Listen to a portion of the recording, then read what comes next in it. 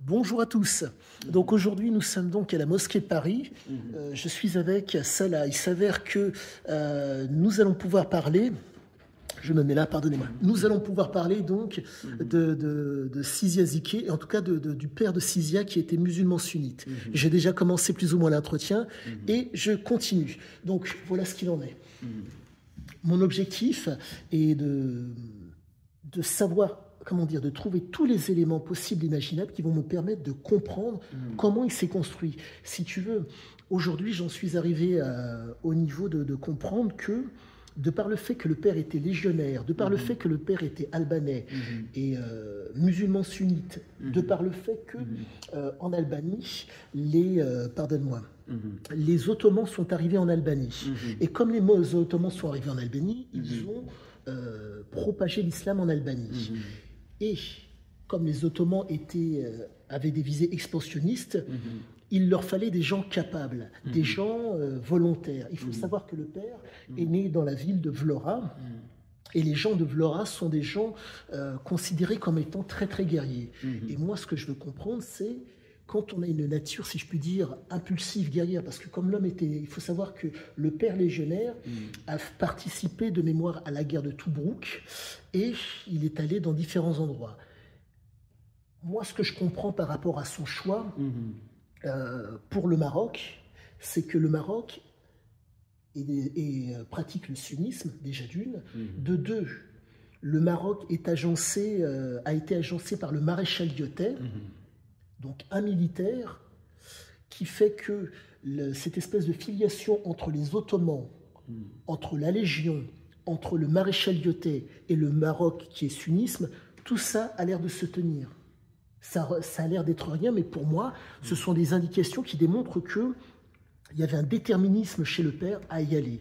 Et donc je voudrais comprendre comment le sunnisme, si je puis dire, a impacté le père. C'est ça que je voudrais comprendre, parce que j'ai compris que ce que j'en ai compris du sunnisme, c'est que le sunnisme, c'est un comportement. On essaye, veille que vaille, de rester dans la... Comment dire, il y a le comportement, mais pas pour autant la compréhension. Tu as, pour reprendre l'image, tu as le berger et tu as le troupeau, les brebis. Et donc, ce que je constate, ce n'est que mon avis, c'est que le sunnisme propose de faire partie, entre guillemets, de faire partie du troupeau, mais ne propose pas, c'est mon idée à moi, d'être son propre berger. C'est comme ça que je le vois. Et j'ai l'impression que ce père, c'est même plus qu'une impression, a essayé d'asseoir une autorité sur son fils, de lui dire c'est comme ça et c'est pas autrement. Il faut savoir que l'auteur, Sizia Ziké, hop là, avait sorti cette phrase dès que j'étais en âge de courir plus vite que mon père, plus personne ne m'a donné d'or. Et j'ai l'impression que ça a l'air de se tenir. Entre guillemets, le berger cherche à diriger son troupeau, le père a cherché à diriger son fils dans une certaine direction, et quand l'opportunité s'est présentée, je pense que Sizia Ziké a pris la tangente. Donc je voudrais comprendre comment le sunnisme peut structurer quelqu'un.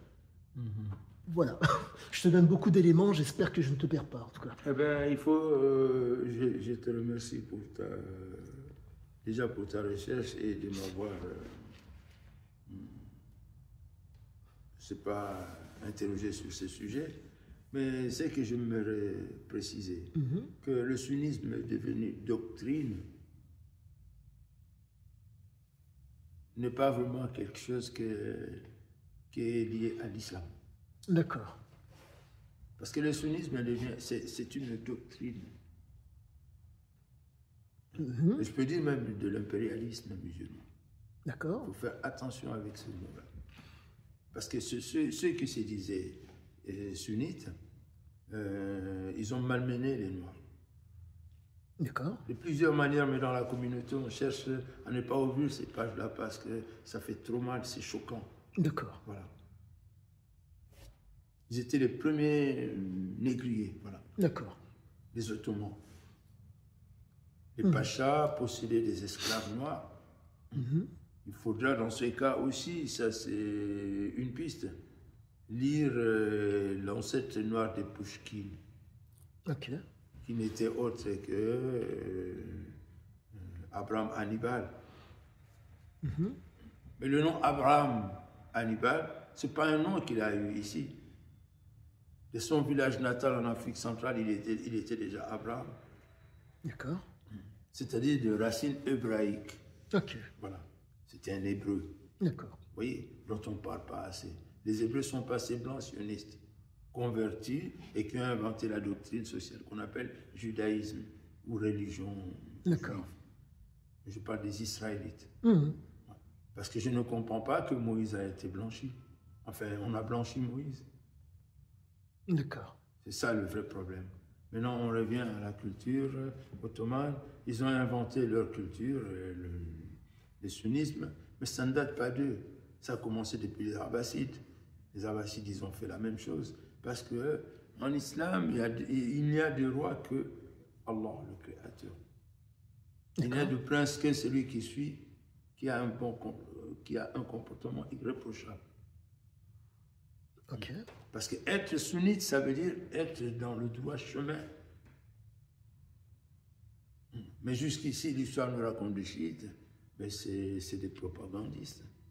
C'est des gens qui veulent adhérer les autres, enfin, qui cherchent que les autres adhèrent à leur culture, des dominations, et encore et encore. C'est de l'impérialisme. Ils sont rois, ils sont princes. Au service de qui? Moi, je parle de ce point-là parce que quand on parle du Maroc, le Maroc n'est autre que la Mauritanie du Nord. Le peuple qui était en Afrique du Nord, ils étaient tous soudanais, Aswad. Du mot Aswad en arabe, on dit Soudan, soudanais. Mais quand les gens, ils ont compilé l'histoire moderne, permettez-moi l'expression, sous des livres XY, ils ont parlé des Noirs d'Afrique. Déjà, on n'est pas africain. Ils ont parlé du noir d'Afrique, c'est-à-dire leur religion, c'est animiste et encore et encore. Alors que l'islam est rentré en Afrique subsaharienne avant le nord. À savoir, c'est très important. D'accord. Voilà. Au 7e, 8e siècle, en Afrique subsaharienne, le Sub-Sahara dont on parle, l'Afrique, la Nubie, l'Afrique kémite, là, ils connaissaient déjà l'islam. Ils connaissaient l'islam, ils n'avaient pas besoin du nord. L'islam est rentré au Maroc par le pays qu'on appelle par Oujda. D'accord, oui. Par Oujda, l'islam est rentré par là. Nous sommes au 9e, 10e siècle. Mais ces gens-là qu'on appelait les Berbéros quelque chose, on avait déjà lavé l'Afrique du Nord de tout ce qu'il y avait comme noir. Oui. On les avait chassés donc. On les avait chassés, on les a poussés vers le bas. D'accord. Voilà. Parce que le problème est celui-ci. Moi, j'ai fait des recherches à ma manière. Mais j'ai dit que comment le fils d'Ismaël, les enfants d'Ismaël ont blanchi. Ce qu'on appelle aujourd'hui les Arabes, là. On ne connaît pas leur origine. D'accord. Quand quelqu'un n'a pas d'arbre généalogique, il ne peut pas être comparé à un sémite. Parce que les sémites, avant, c'était leur particularité, parce qu'ils connaissaient leur arbre généalogique. Ça, c'est très important. D'accord. Mais comment maintenant on nous parle des gens de par-ci et par-là, on ne connaît pas leur origine. Donc quand on vous parlait du sunnisme par exemple, moi j'ai dit, mais le sunnisme c'est la voie droite que tout musulman devait savoir. C'est comme un code de la route. Après, il faut le mettre en pratique. Jusqu'ici, ceux qui appliquent 80% ou 75% du code des sunnites, c'est ceux qu'on appelle les chiites. D'accord. Mais ce... Quand je dis le mot chiite, parce que c'est les partisans de ceux à qui le prophète avait non seulement enseigné, mais éduqué islamiquement. D'accord. Parce que le prophète avait deux missions. Il apprenait le monothéisme. Ok. Et il a préparé des gens pour l'application de ce monothéisme. Okay. Il a enseigné aux gens, il a éduqué les modèles, il a éduqué sa famille pour que les gens prennent le modèle sur sa famille. Comment vivre cette loi qu'il a essayé de, je ne sais pas moi, d'enseigner aux gens. J'en reviens à ça justement. Oui. C'est pour que ça soit d'autant plus compréhensible pour les gens qui nous écoutent, qui nous écouteraient. Donc, si j'ai bien compris, le sunnisme, ça vient donc du prophète. C'est la sunna. La sunna. Sunna, c'est le mode de vie du prophète. Le mode de vie du prophète. Le comportement. C'est dire et faire. Ça donne un comportement. D'accord. Et ce comportement-là, il l'a légué à ceux qu'on appelle Ahlul Bayt, Ahlul Bayt, Ahlul Bayt, les gens de la maison. D'accord. D'accord. Les gens de la maison, c'est-à-dire ceux à qui il a transmis l'éducation, les gens qu'il a fabriqués qu'il a formés. Il a montré donc un comportement. Le gardien de cette culture de l'islam, c'est sa famille. D'accord. C'est pour cela que dans les prières de l'islam, les prières, tout ce qui est lié à la vie spirituelle et mystique, on lit le prophète et sa famille, c'est lié. D'accord. C'est indissociable. Donc le comportement a été reproduit, mais pas forcément la conduite. C'est ça. Pour que les gens comprennent bien, le comportement, entre guillemets, comportement vestimentaire, comportement, comment dire, vis-à-vis d'une personne qui a les mêmes codes, c'est le même comportement. Le mode de vie. Voilà. Mais par contre, la compréhension par rapport à une situation, les gens, en général, ne sont pas forcés de comprendre. Ils peuvent avoir le même comportement, avoir les mêmes vêtements et tout ce qui s'ensuit, mais comprendre, donc psychologiquement, voire intellectuellement, ça c'est ce qui manque. D'accord. Ce qui manque là, il a légué à sa famille. D'accord. Sa famille comme modèle. Parce que lui, il savait qu'il partait. D'accord. Il a laissé à sa famille le modèle de vivre l'islam. D'accord. Et c'est ça qu'on peut appeler la sunna. Si les gens ils l'ont appelé sunnisme, sunnisme c'est devenu une doctrine impérialiste. D'accord. Voilà. Les gens ils ont dominé le monde. Par exemple, on cache beaucoup d'histoires entre les Arabes caucasiens à la peau blanche et les Hindous. Quand ils sont rentrés 600 ans, ils ont maltraité les Hindous. Et personne ne veut en parler. Et on se pose des questions. Et ça m'est arrivé de parler avec des peuples de différentes cultures. Et là, je vois l'hostilité des gens de l'Inde par rapport aux musulmans.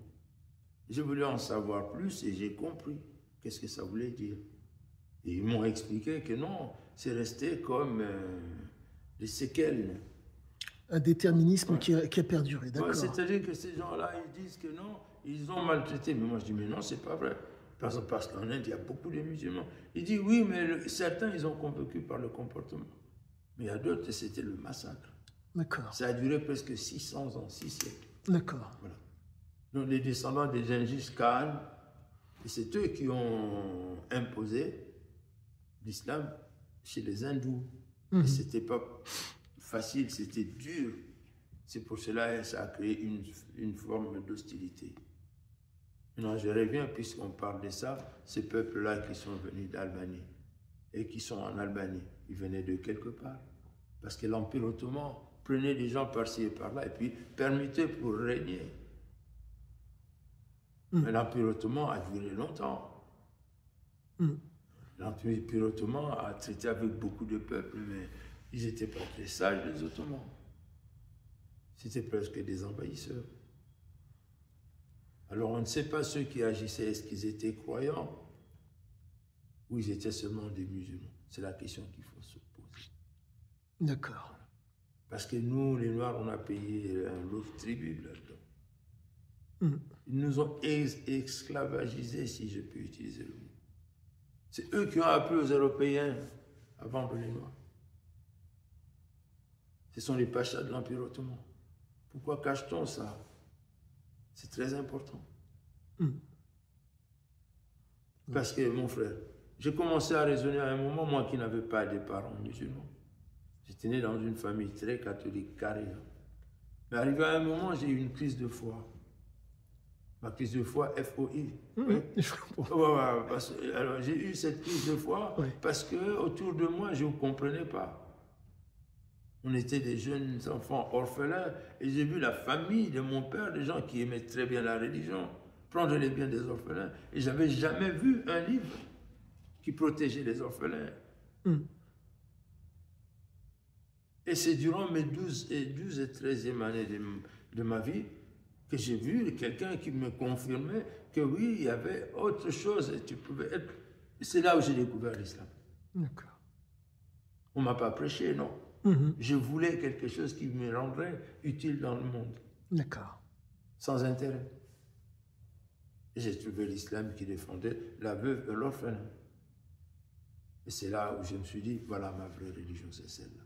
J'ai commencé à la pratiquer, je crois, je vais mourir avec. J'ai éduqué mes enfants islamiquement. Voilà. Parce que jusqu'ici, quand je parle des cultures, même chez les sunnites, il y a la discrimination raciale. Face à qui? Face à nous, les Kémites, les Noirs. Pourquoi ça? Même jusqu'à aujourd'hui. C'est ma communauté que j'aime bien. D'accord. Mais il y a des choses que j'ai supportées. Maintenant, je suis proche de ma sortie, non, je parle. Je parle, je n'ai pas envie de garder ça au fond de moi. D'accord. Il y a beaucoup de choses qui se passent. J'entends tout ce que vous dites et tout ce que tu dis, pardonne-moi. Et là, je me rends compte que ce que tu viens de dire me permet de vraiment mieux comprendre l'homme. Que le père de Sizia Ziké, pour reprendre tes mots, tu es proche, entre guillemets, de la fin, entre guillemets, de la sortie, donc tu veux expliquer, tu veux laisser ton témoignage. Et tu veux, entre guillemets, instruire les gens, voire informer les gens.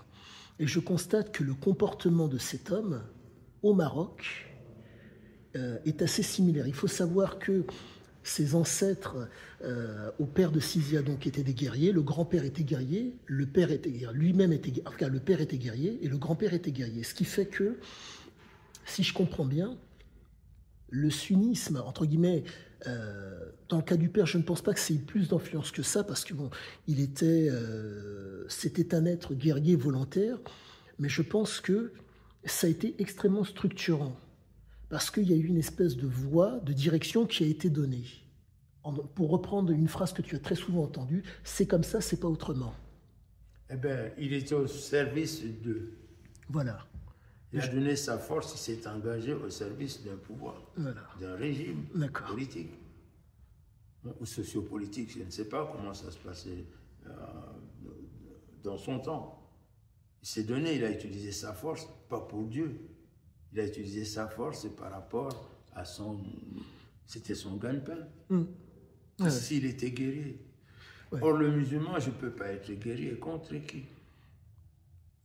Voilà, je garde une expression que tu peux peut-être comprendre. Je suis dans une confrérie, et dans ma confrérie, le maître disait un jour, il s'adressait à nous. Le maître dit, Chérif Haïdara, que Dieu le garde, il dit, c'est lui qui convainc, il est fort. D'accord. Mais c'est lui qui se convainc, intérieur, qui se convainc. Oui, qui arrive à se convaincre, oui. Il devient puissant. Tu vois, la notion de la force, c'est extérieur, et la puissance, c'est intérieur. On est d'accord. Il y a une phrase que l'auteur dit qui ressemble assez à ça. Quand on ne peut pas changer quelque chose, on l'exploite. Quelle que soit, tu as une qualité, quelle qu'elle soit, ou un défaut, et tu ne peux pas le changer. Donc, en tirer, il faut essayer de faire quelque chose de ce défaut, de cette qualité, et l'exploiter. Quand on ne peut pas changer quelque chose, on l'exploite. Ouais. C'est ça. C'est ça. Donc, j'en arrive là, c'est-à-dire que quand les gens parlent du sunnisme, certains sont exclus. Parce qu'ils en parlent aussi avec méchanceté. C'est une doctrine sociale, le sunnisme. Ce n'est pas de la religion dite musulmane. Parce que le mot sunna est sacré. D'accord. Ça extériorise quoi? Le fait et dit du prophète. C'est la sunna.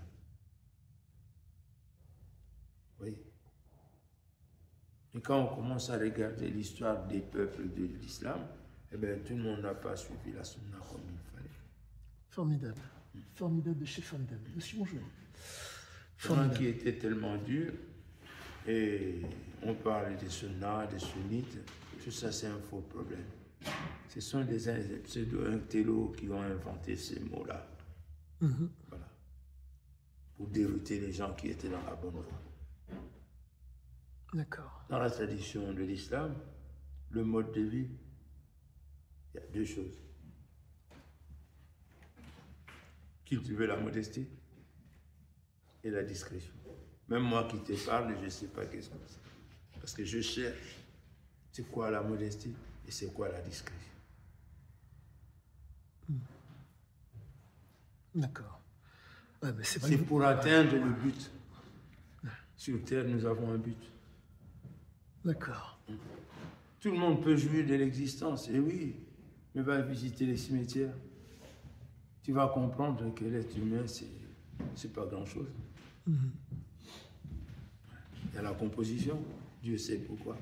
Il y a la décomposition, il en sait aussi quelque chose. Sinon, on allait s'accrocher à la vie. Oui. Alors, pourquoi on dit les intellectuels? Non, ils sont formatés, vous voyez. Les intellectuels, je ne sais pas, c'est quoi être intellectuel?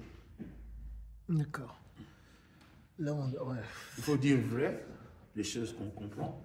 Et si on ne comprend pas, il faut avouer qu'on n'a pas compris. Sinon, on va généraliser après. Pour généraliser, c'est pas vraiment un bon choix. Tant qu'on n'a pas compris, on va tout généraliser. Oui, ils sont tous pareils. Et là, j'attire ton attention. Les œuvres.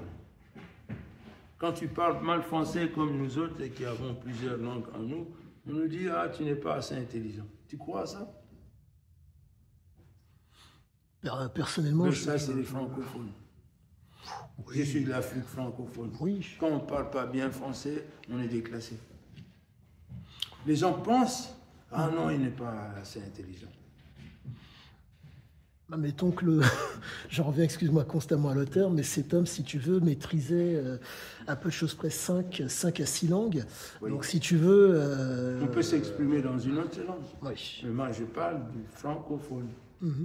C'est pour cela que je te signale, quand tu feras ton œuvre, eh ben, il faudra bien expliquer toutes ces petites choses-là. Il y a certains qui pensent que parce que... J'ai vu ça chez les intellectuels, entre guillemets, en Afrique. Ceux qui parlent anglais, il n'y a pas ce genre de polémique. Il n'y a pas d'eux? Il n'y a pas ce genre de discussion. D'accord. Mais ceux qui parlent français, c'est... Parce que le français n'est pas une langue facile. Voilà. Ah oui, on le dit, ouais, parce que vous êtes nés sur place. Mais nous qui apprenons cette langue-là... Il y a des subtilités, oui. Voilà, c'est compliqué. Voilà. Et voilà, parmi les intellectuels, quand ils touchent à un sujet qui ne plaît pas à ton directeur de mémoire, ça ne passe pas. Sache qu'il n'y aura pas de directeur de mémoire pour ma part. Moi, je fais tout pour mon plaisir. C'est vraiment uniquement mon plaisir. Moi, je te remercie pour... c'est moi qui te remercie. Pour la force que tu as, parce que... Merci. Oui, parce que c'est pas facile. Je le sais, c'est pas facile. Oui. C'est pour cela que je me dis, ah, mais un jeune qui se donne dans la recherche, il n'y en a pas beaucoup. Bon, et les nôtres, je sais de quoi je parle. Les nôtres s'intéressent à tout ce qui est simple, facile. Oui. En musique, football, tout ça. Ça nous amène où? Nous, on a besoin des kémites qui utilisent leur cervelle. Bon, merci. Oui, c'est ça, parce que moi, je suis devenu au fil du temps un africaniste, quoi, tu vois. Ouais. Tout ce que j'ai appris à l'école, ça ne me sert à rien. Dans le sens que l'histoire qu'on m'a mis en tête, on est petit, on est inférieur, donc on n'a rien fait de bon. Oui, c'est l'histoire que j'ai apprise à l'école. On nous a montré comment manger, on nous a montré comment nous habiller, nous a montré même comment, c'est pas moi, faire des enfants. Tout ça, c'est pas sérieux quand même. On n'a rien inventé, on n'a rien du tout. Ça, c'est l'histoire moderne qu'on enseigne aux gens. Moi, je ne suis pas d'accord avec ça. Parce que quand j'ai lu l'antériorité de la culture africaine, de Cheikh Anta Diop, alors, mais là j'ai compris, mais il a enlevé tout mon souci que j'avais. Ce complexe-là que j'avais lorsque j'étais plus jeune. Heureusement, j'ai commencé à aller chez Anta Diop, je n'avais pas encore atteint 25 ans. Je cherchais pourquoi nous. Et puis je suis tombé sur des œuvres, et enfin je me suis libéré. Oui, j'ai compris que non, le savoir ne dépend pas d'une race. Loin de là, mais non. Oui. Pas... Et quand je l'ai compris, j'ai dit, ben, d'accord. Et lorsque je suis rentré dans l'enseignement, ben, c'est ça qui m'a facilité aussi certaines choses. Parce qu'au départ, moi, j'étais quelqu'un qui calculait, j'étais très matheux, mais après, la sociologie, la philosophie, grâce à ma religion, et l'anthropologie m'a vaincu, quoi, voilà. Là, je peux dire, je regarde le monde comme un observateur. C'est génial, c'est génial. Là, tu viens de me tenir des propos, je suis constamment, comme je suis sur l'œuvre de Sizia Ziké, tu viens de me faire comprendre une chose qui est très très simple. Tu as été un matheux, donc quelqu'un qui calculait, qui avançait, entre guillemets, en étant dans une logique, voire même dans un raisonnement à certains moments. Et le temps aidant, tu t'es rendu compte qu'il y a une fin.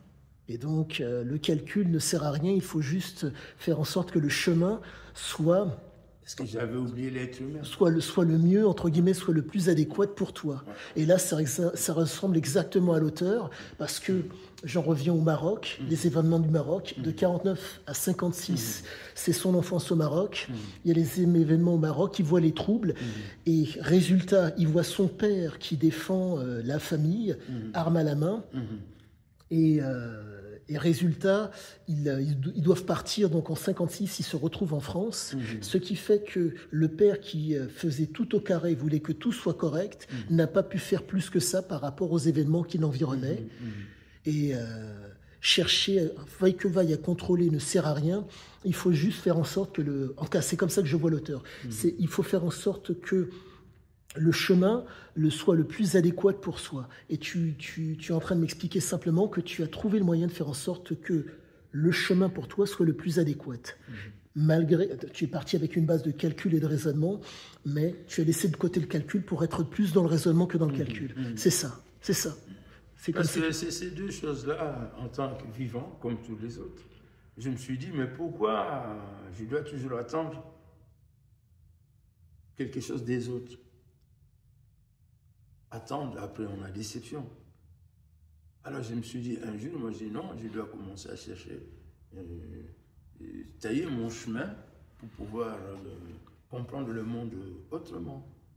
Si je ne peux pas changer les choses tout autour de moi, je commence par changer moi-même. Et c'est ce que j'avais essayé de faire. Formidable, formidable. Parce que je voyais que tout était compliqué. Ah, on est inférieur, il faut que l'autre parle de moi et tout.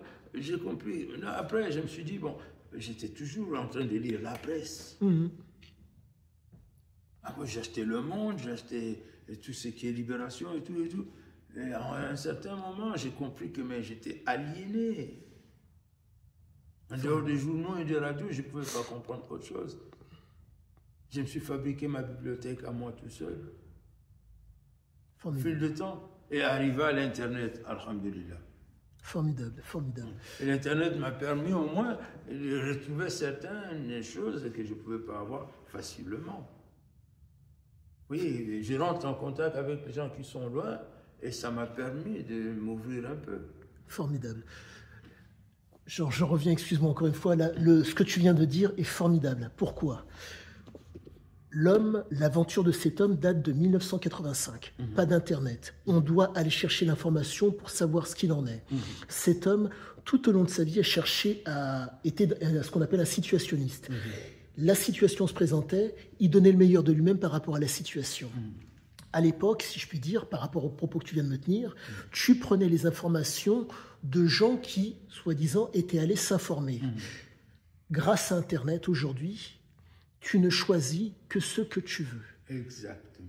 C'est vraiment toute la différence. Et là, vraiment, c'est très, très similaire à cet homme qui, à l'époque, n'avait pas Internet. Sizia Ziké n'avait pas Internet, mais par contre, il a été déterminé à ne faire que ce qu'il voulait. À la différence de toi, qui, toi, avait besoin de la vie, en tout cas, de prendre des informations et de te référer aux informations des autres. Lui, il allait, je ne connais pas ton vécu, mais lui, il allait tester directement les choses pour voir ce qu'il en était, quitte à partir de rien du tout pour monter aussi vite que possible. Je te donne un autre exemple simple. C'est génial. Dans les années 70, quand on a grandi, nous, il y avait le mouvement culturel, je ne sais pas s'il fallait les appeler comme ça, les hippies.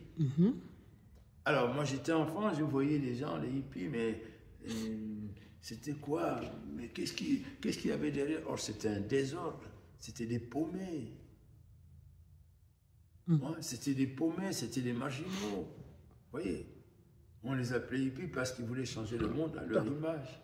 Mais, entre-temps, j'ai découvert ce qu'on appelait les reggae-man. Les reggae-man, je veux dire les rastas. Et les rastas, j'ai suivi un peu ce mouvement en étant musulman.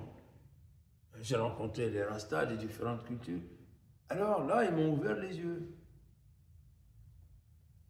Parce que je me posais des questions, mais vous cherchez quoi? Vous revendiquez quoi?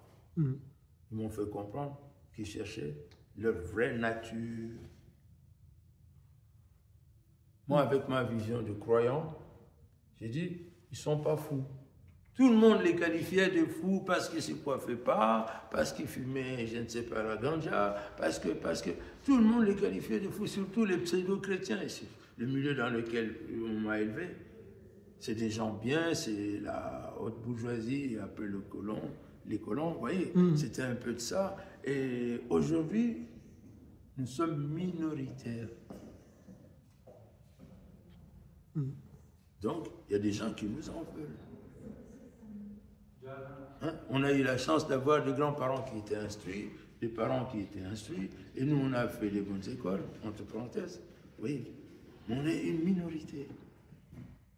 Dans toute l'Afrique, il n'y a que 10%. Cette minorité,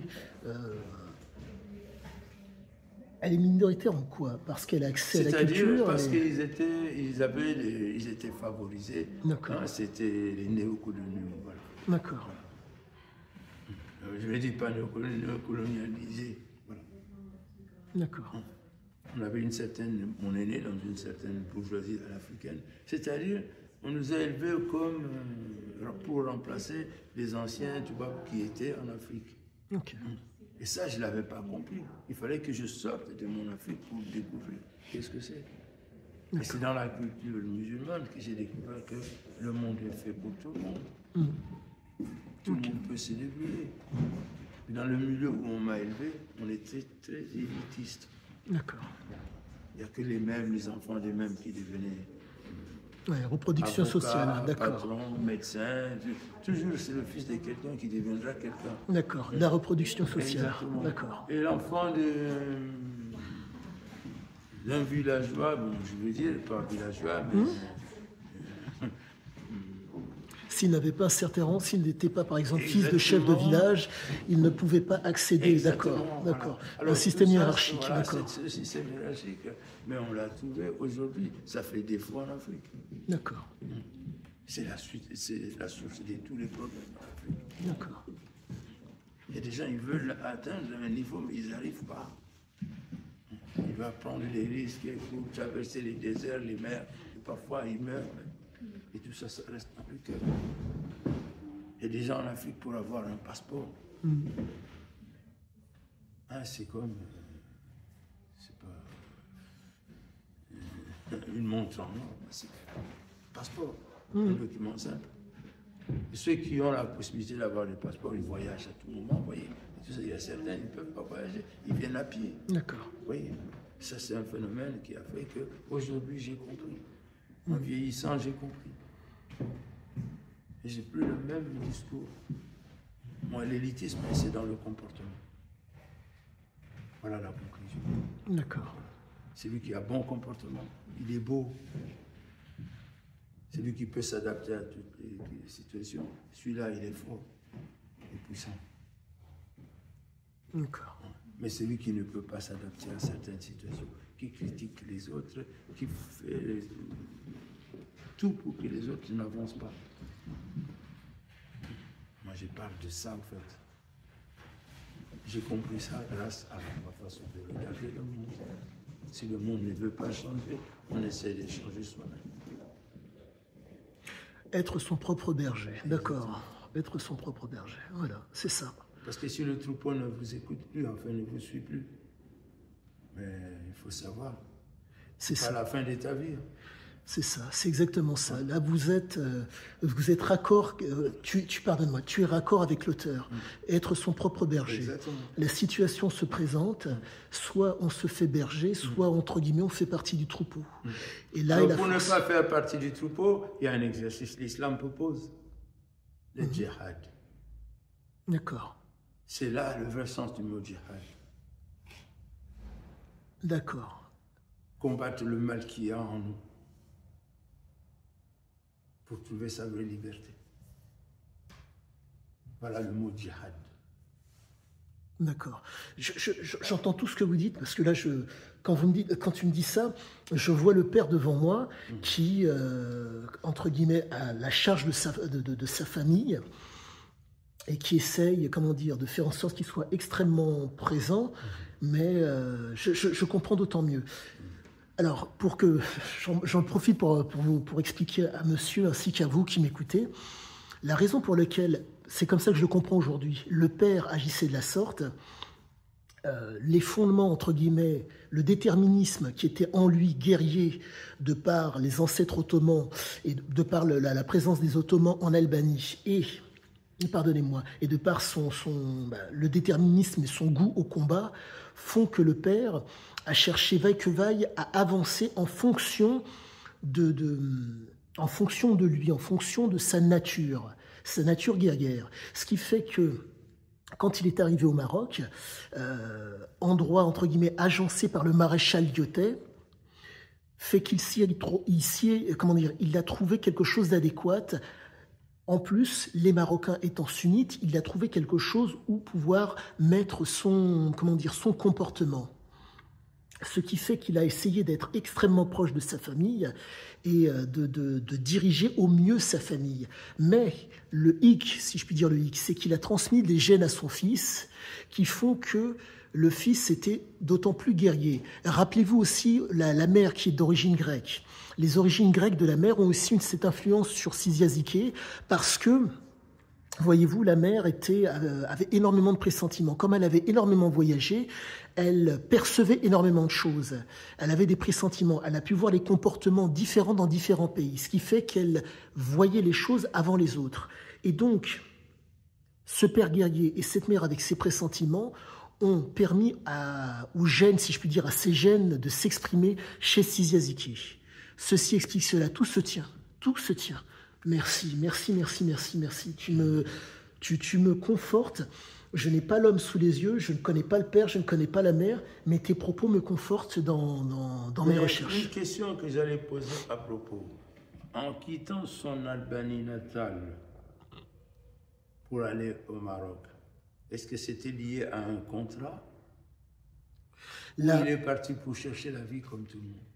Alors là, c'est le hic. Là, je ne sais pas du tout. Il y avait des mercenaires, les mercenaires de l'Empire ottoman, les descendants. C'est en 49, attention. Oui. Et les descendants des janissaires. Non, je ne sais pas. Là, à ce niveau-là, je ne sais pas du tout. Tout ce que je peux dire, c'est comme la Légion étrangère. Oui, mais j'avais compris. Voilà. Parce qu'en Algérie, c'était un légionnaire. En Algérie, par exemple, il y avait la Légion étrangère ottomane. Comparable à la Légion étrangère. Oui, les janissaires. Les gens s'engageaient. Ouais. Dans l'ancien temps, c'était les janissaires, mais à une autre époque, c'était, on peut appeler comme des mercenaires. Les gens s'engageaient, ils faisaient un contrat avec l'Empire, et ils allaient dans certains coins du monde pour représenter ou défendre les intérêts de l'Empire. Alors, c'était peut-être aussi le cas du père. Parce qu'il y a un problème en Albanie actuelle entre deux populations qui sont un peu gréco-turc. Il y a un problème, c'est pas bien réglé ces problèmes-là, de nos jours. L'histoire du passé a donné deux clans différents. Regarde les histoires qu'il y a chez les Chypriotes, aux îles de Chypre, je crois. Oui, c'est ça. Donc il y a quand même quelque chose Chypre, qui est là. Exactement. Les gens qui ont un peu la culture gréco, quelque chose, et les autres qui sont turcophones, vous voyez, ça change un peu, même en Albanie. Alors, je ne sais pas, en venant vers le Maroc, c'était pour chercher une nouvelle vie. Son grand-père, je veux dire. C'était chercher une nouvelle vie, ou peut-être qu'il y allait parce qu'il avait un engagement. La seule chose que je fais, là je suis dans la supposition, je suis uniquement dans les hypothèses. Moi, là, à ce niveau-là, là, tu viens de m'instruire et de m'apprendre des choses. Mais moi, la seule chose que je sais, c'est que le régime, en tout cas, fait par un militaire, et cet homme qui était militaire, j'ai l'impression qu'il s'y retrouvait.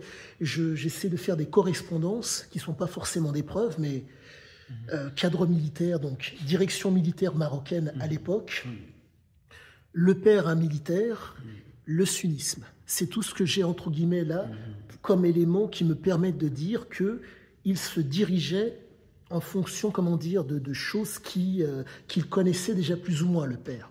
Donc c'est pour ça que je te dis que c'est cette raison-là qui fait que, sachant que la Légion, c'est la Légion étrangère et que c'est une...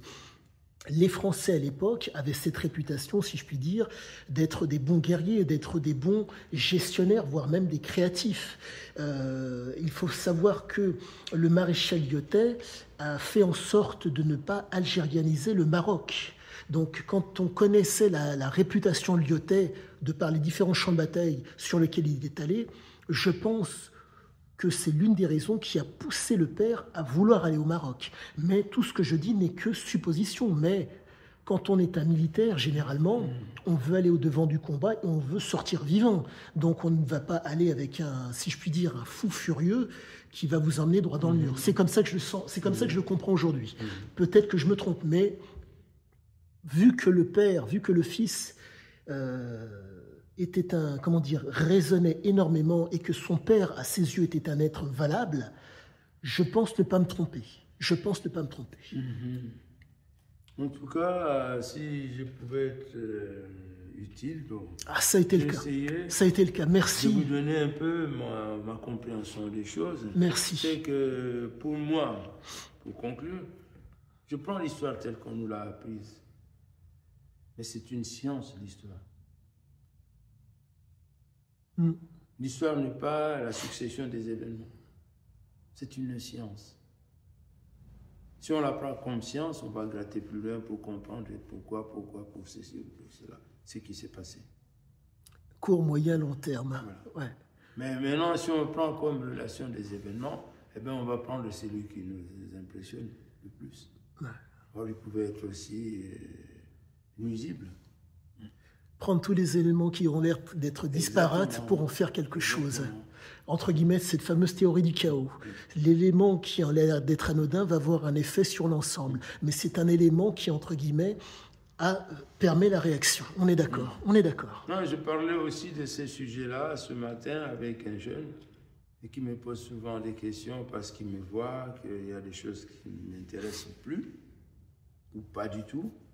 Par exemple, un livre écrit en français par quelqu'un de grande réputation. Ouais. Je me dis toujours, il est du bon côté, c'est pourquoi on le lit. Mais quand j'ai croisé des frères des Antilles qui sont partis aux États-Unis, ils nous ont ramené des livres écrits par nos confrères, mais en anglais. Et ces livres-là racontent tellement de choses que c'est fascinant. Oui, c'est ça. Ah oui, on y est. Oui, bon, de toute façon, c'est plus ou moins ma démarche. Là, je comprends, et j'avais déjà compris, mais le fait est que une seule perspective ne suffit pas pour pouvoir voir l'ensemble. Il faut à tout prix, entre guillemets, voir aussi les zones d'ombre, les fameuses zones d'ombre. Il y a un livre écrit par un Afro-Américain, je vais utiliser ce terme-là, ou un États-Unien noir, mais 10 000 ans d'histoire noire. Il y a des choses qui sont dans ce livre, mais qui dépassent même l'entendement. À l'école, on ne nous a jamais appris. Ils n'ont pas le temps. Que la Californie était un califat des gens de Sundiata. Californie, ce n'est pas par hasard qu'on a donné le nom Californie. C'était un califat. C'est les Mahométans qui sont allés là-bas avant Christophe Colomb. C'est eux qui en parlent, eux. Les gens du Caraïbes et du Pacifique là-bas.